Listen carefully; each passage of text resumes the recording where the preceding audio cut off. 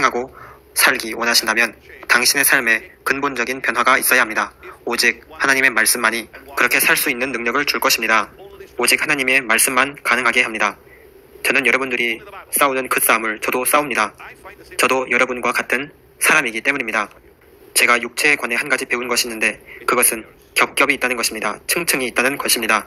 당신이 하나님과 함께 시간을 보낼 때 당신은 하나님의 말씀을 통해 하나님의 임재 안에 있습니다. 제 말을 따라하세요. 하나님의 말씀을 통해 하나님의 임재 안에 있는다. 이것이 아주 중요한 열쇠입니다. 당신은 하나님의 임재 안에 그분의 말씀을 통해 도달할 수 있습니다. 말씀 이외의 것으로 하나님의 임재에 도달하는 것이 아닙니다. 단지 당신이 예배 음악을 듣고 당신이 하나님의 임재 안에 있다고 생각하는 것은 충분하지 않습니다. 그렇게 하는 것은 오래 지속되지 않습니다. 단지 순간적인 것입니다.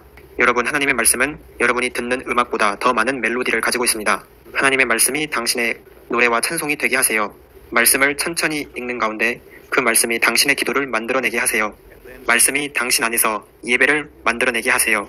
그때 당신은 천천히 하나님의 말씀을 통해 성령 안에 들어가게 됩니다. 예전에 프랑스에 잔느 귀용이라는 하나님의 성도가 있었습니다. 그는 예수 그리스도를 깊이 체험하기라고 불리는 책을 저술하였는데 꼭 읽어보시길 바랍니다.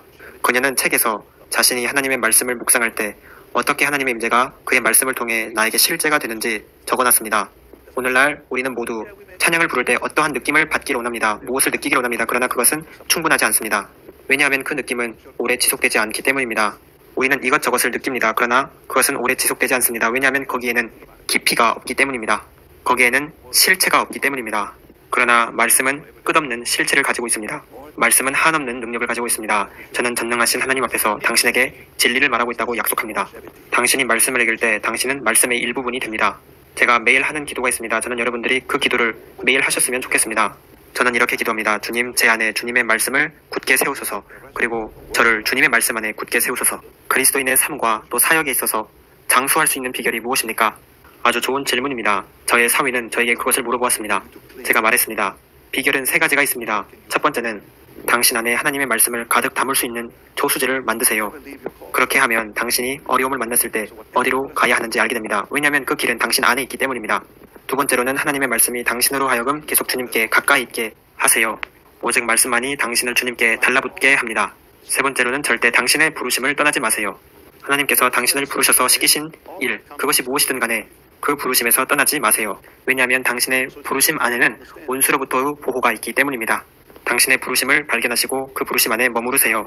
그리고 정말로 중요한 것은 모든 것이 당신 속에 있는 말씀으로부터 나온다는 것입니다. 이 점을 이해하는 것은 정말 중요합니다. 우리는 예배소서 4장 22절에서 24절을 읽을 것입니다. 너희는 유혹의 욕심을 따라 썩어져가는 구습을 따르는 옛사람을 벗어버리고 23절입니다. 오직 너희의 심령이 새롭게 되어 당신 머릿속에 있는 당신 뇌 속에 있는 심지를 청소하세요. 더러움을 제하세요. 하나님을 따라 의와 진리의 거룩함으로 지으심을 받은 새 사람을 입으라. 바울은 말합니다. 당신은 근본적인 변화가 필요합니다. 당신은 옛 생활로부터 완전히 벗어나야 합니다. 이것을 나는 절대로 다시 하지 않을 것이다. 다시 보지 않을 것이다. 다시 필요로 하지 않을 것이다. 다시 원하지 않을 것이다. 이렇게 결정하시고 당신의 심령이 새롭게 되어야 합니다. 성막 안에 있는 등잔은 매일 청소되어야 했습니다. 그래야 빛이 환하게 빛나기 때문입니다. 그렇지 않다면 그 안에 있는 더러운 먼지 때문에 잿더리 때문에 빛이 제대로 빛나지 못합니다. 당신 안에도 그 빛이 있습니다. 당신의 머리와 생각 속에 더러움이 있다면 그 빛이 제대로 빛을 내지 못할 것입니다. 다른 사람들이 당신의 빛을 잘 보지 못할 것이고 당신도 당신 자신의 빛을 보지 못할 것입니다. 당신의 생각이 더럽다면 당신 삶 속에는 빛이 없을 겁니다. 당신이 죄를 향해 거절을 나타내는 것은 당신의 결정이며 또 하나님이 당신을 향해 가지고 계시는 의지이십니다.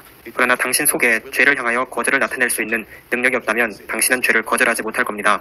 그 능력은 말씀으로부터 나옵니다. 여러분이 절대 잊지 않으시기를 바랍니다. 성경은 아주 강하고 능력 있는 책입니다. 하나님의 말씀이기 때문입니다. 당신은 그것을 매일 읽으셔야 합니다. 말씀을 절대 소홀히 하지 마세요.